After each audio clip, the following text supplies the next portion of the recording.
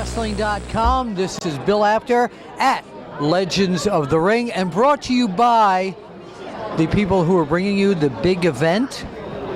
Honky Tonk Man, welcome back to the Apter Chat. It's good to be here, Bill. I mean, I haven't talked to you and had the Apter Chat now in a couple of years, but yeah, I think the last time we saw each other physically was in one of Kirk White's shows out in California. That's been a couple of years, yeah.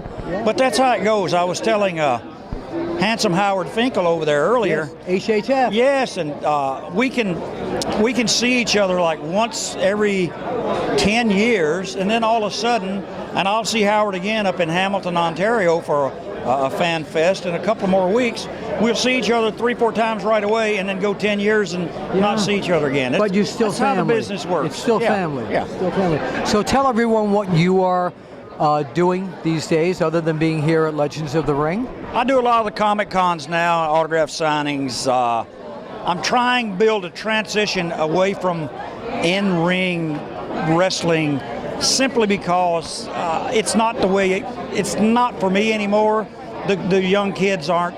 I mean, they do things that's death-defying. Yeah. They do stuntman type acts. Yes. And I'm a wrestler, not a stuntman. Yeah. It's amazing that you make that that point, because so many of the young kids coming in today, it's almost a can you top this? Yeah, and that's not how we should do it. Simply because a wrestling show, a wrestling event, should be like any other movie. It starts off and builds up to a starting, a middle, crescendo. And finally we have the big blow off at the end, and that's the way it should be. But for some reason, you're right, every match seems to try to outdo the other, and then when it comes, now I'm in the main event, it's like, well, what's this 35-year-old veteran going to do now? Right. So I go out and do an old school match and have the crowd where I want them. Yeah. So, a lot of people who yearn for the old school stuff, do you think in the way that the fans are today, that they could sit and actually watch a 1-hour classic type of wrestling match? Or is it a different audience completely? It's a different audience. I think if it was programmed properly, where it was a build-up to that 30 or 40-minute Iron Man match like Bret Hart would do. I think if it was programmed, you could get it in the people's mind that they were looking for it and waiting for it, and it would work, but not to just have one on TV. But television moves so fast now, and you know this. Sure. And it's such a no fast attention span. No, it's a fast-moving product, and that's where the young fellas and ladies out in the outlying areas where I go, the grassroots of the business, small town America, they watch it on television and they think that's the way it should be for the live event. Right. The television is done completely different from a live event. Right. And they don't grasp that. And when you try to tell them, they think, well, this is an old man, trying to, hinder us. That he was better. He's trying to hinder us. He's jealous. Yes. But I wish they would understand the difference. And when I do seminars, and I do a lot of training seminars, I talk about that aspect of the difference between the two. Okay. So where can fans find you on social media if they'd like to reach out to you and find out where your seminars take place? I'm probably the easiest guy in the world to find, and tell them I just call the FBI or the Internal Revenue. But been there, done that. Yes, absolutely. But no, I have the official HTM on Twitter.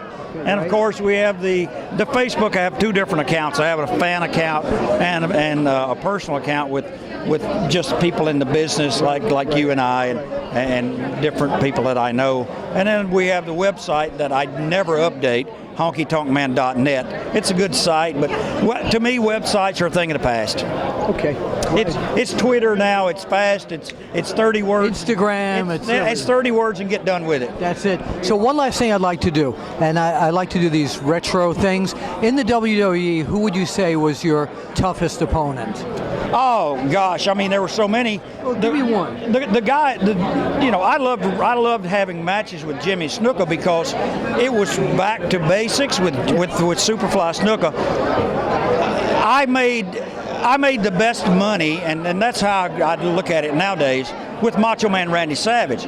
We had a good chemistry in the ring also. Absolutely. And I enjoyed being with Randy on a nightly basis because it was never the same with I mean, I could make it the same, but sometimes Randy could not make it the same. And because of the way Randy was, and I miss the guy, I really do. He was terrific. So what I was driving at here, retro, let's make like Randy Savage is here and alive again, okay? And tonight you have a match at Madison Square Garden against Randy Savage. He's watching us on TV right now. Oh, okay. You told me you could defeat Randy Savage. He's watching right now. Tell us how you're going to defeat Macho Man. Well, I got news for you, Macho Man. Tonight at Madison Square Garden, the Honky Tonk Man is going to do something that's never been done to you. I'm going to get you in the reverse neck breaker, the shake, rattle, and roll, and I'm going to twist your neck till you're tied up like a pretzel. Then I'm going to roll you over. I'm going to cover you like a blanket. 1, 2, 3. And I will continue to be the greatest Intercontinental Champion of all time. And when it's all over, leaving Madison Square Garden, driving down at 48th and 8th Avenue, the Honky Tonk Man's going to have Elizabeth right beside him in the 59 pink Cadillac, and we're going to be hitting double nickels heading over to New Jersey. Jimmy Hart would have said, baby, we couldn't have said it better. For OneWrestling.com, this is Bill Apter, Honky Tonk Man, point right out there. We'll see you at the matches.